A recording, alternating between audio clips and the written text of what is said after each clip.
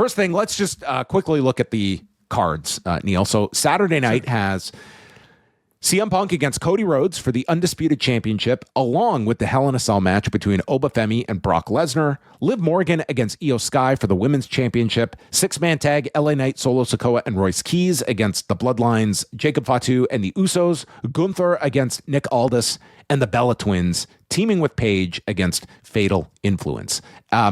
What has your most interest for night number one?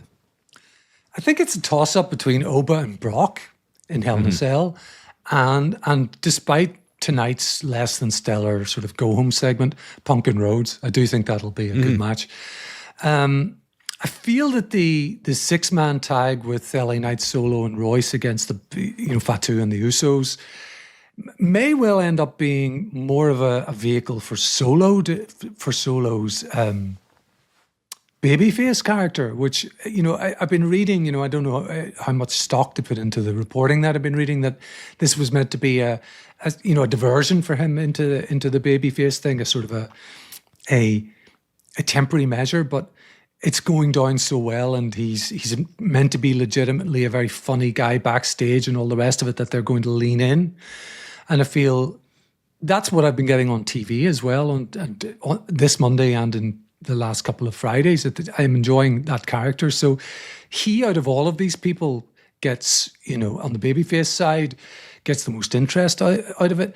For me, the six-woman tag, not so much. I think that screams angle to me. That's probably not going to be a great wrestling match, but we could see Nikki and Brie turn on Paige. Paige needs some new direction. I think with Nikki showing up, I think that certainly, I feel it was always inevitable that you'd have the Bellas turning at some point. And now that Nikki's back, it's like Paige is kind of the odd one out there. Granted, it's like your whole women's division are basically heels minus Paige at this point, and I guess Charlotte and Alexa, but I don't think that's necessarily a concern of them. I could see that happening. Like you, I think that this looks like the superior card of the two nights, at least on paper here. I think Punk and Rhodes will have a very good match. Oba and Brock, it's kind of interesting like how long they end up going. Like Brock does not do these marathon length matches anymore, and Hell in a Cell kind of requires that. Like if this guy is if he has another 15 to 20 minute match left in him, this is it. But maybe shorter is better for this type of a blow off to the program, that it should be the end of it. We should also mention the fact that, this was reported in the Observer. It's been indicated to me as well that both Randy Orton and Kevin Owens are apparently like ready to come back. And you could certainly look at these shows as, chances to reintroduce them. And I think Orton is a natural to either pick up where he left off with Cody Rhodes or get involved in some way. Like that was pretty much left open-ended from WrestleMania. And I could see him being, involved in some way there. Yeah, looking at both nights' cards, I really feel like on a arguably their second biggest show. Well, it's the only other show that gets two nights, at least. If you go by the Netflix numbers, Royal Rumble's the clear number one. The granddaddy of them all. Yeah, but this needs angles, this needs returns, it needs surprises, and I feel like, it's also great for those unreal reveals when they, last year, they did the Seth angle and then Brock returning.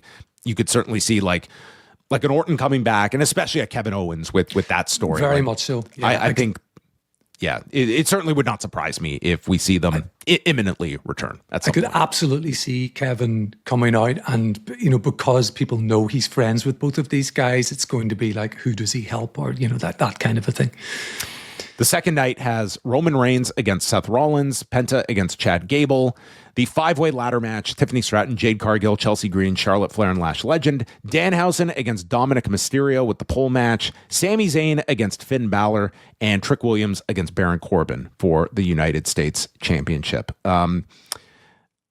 I would say that this one has certainly less interest than night number one. I think Reigns and Rollins, I imagine it's going to get a lot of time. It feels like they have been building to this one for a long time, and I could see it being one of those very long, overbooked, overdrawn out WWE main events. I think Gable beating Penta makes a lot of sense in Minneapolis if they really want to get this guy going. And again, he has recently celebrated the magical birthday in WWE, so that's always good news for a potential title winner for his first big singles title win in WWE. With the win, please give him a new theme. That friggin' song is the worst. The ladder match is interesting to me because when you look at like Lash Legend and Jade and Charlotte, they're not natural ladder match contenders to me. You could see Tiffany doing something fairly spectacular, yes. And I could see Rhea, making an appearance after the match, maybe to say that's possible. Right away, here I am, setting up the sort of, the real, who's going to be the real champion at the end. I could certainly see Tiffany winning this. I don't see Charlotte and Jade winning this. I think that they're going to go elsewhere. Like Tiffany and Rhea is a direction you could go. I don't feel Lash would necessarily be that person. Chelsea would be almost as though like you're just doing it for the pop for the night, that it would almost be like the Zack Ryder WrestleMania where he wins the IC title and loses it the next night. That it was like that's the kind of like you do it for the pop, but with no intention of putting the belt on her long term. So I think Tiffany is maybe the safe pick in this one. I think seems to be the favorite. Yeah, when you lay it out that way. I think Chelsea's job will be to take a giant bump through a table, probably from the ladder, and then just be wiped out at some point. All right, well, that is the 2 nights of SummerSlam. And again, we will be back on both evenings to recap each of the shows and all that goes down. Question, do you think WWE has a problem right now with defining their heels and baby faces? It seems that between the 2 main events and the 6-man tag that there is just so much confusion as to who is what, that it has led to apathy and people being pretty lukewarm in their reactions to those programs. I'm not averse to characters that kind of shift for the situation, and I'd kind of categorize like Cody and Punk. Like it is not a turnoff for me that they're both like, here are these friends that this title has come between them, and it's they're maybe there's more of a negative reaction that Cody gets. Seth to me has been the worst culprit this summer, where I truly believe like this program started with Seth as the babyface trying to dethrone Roman, but he came off so heelish in these promos, and Roman is Roman that still has, like he acts like a heel, but he's received as a babyface in most places that he shows up in.